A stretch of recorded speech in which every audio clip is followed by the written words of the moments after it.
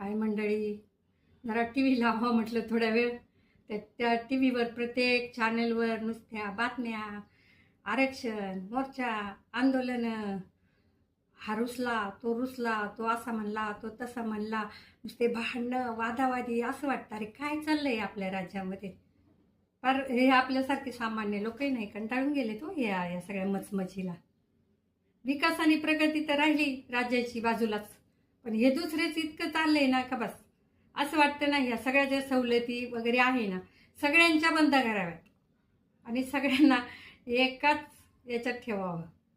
आणि हे बघा, जो काही कष्ट करणारा आहे, प्रामाणिकपणे जो कमावणारा आहे, आणि सर्वांना जर सगळ्या एकाच याच्यात ठेवलं ना तर हे प्रश्नच उद्भवणार नाही हो.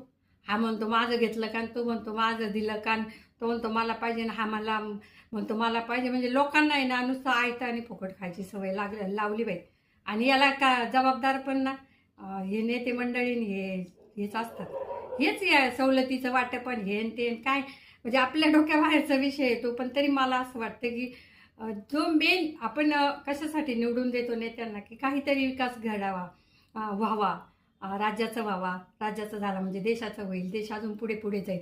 पण हे काय आहे, हे नुसतेच मोर्चेन हे. आणि ही लोक आहे ना इतक्या खालच्या थराला बोलतायत ना की ते ऐकून वाटतं काय आदर्श घ्यावं बघ या लोकांकडनं.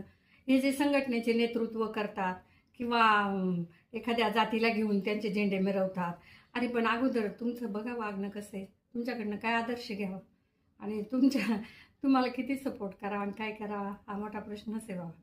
म्हणजे यानं तर काय झालं, एक तर तरुणाई पण आहे ना मग ह्या लोकांच्या ह्याच्यात सगळी वाहवत चालली आणि तरुण पिऊन नुसते आपले हे करतात. म्हणजे मेन जे आहे शिक्षण हे ते, आणि सरकारनं खरंच सगळ्यांना नोकऱ्या उपलब्ध करून द्याव्यात. असे काहीतरी उद्योगधंदे म्हणा किंवा कारखाने हे ते असं मोठं मोठं काहीतरी करावं. आणि हे जे आहे ना मला तरी स्वतःला वाटतं की समान नागरिक कायदा यावा. या सवलती बिवलती आहे ना सगळ्यांचं बंद करा. हे म्हणजे हे आंदोलन आणि हे आणि ते काय सामान्य जनता याच्यात पिळून निघते हो, होरपळून निघते.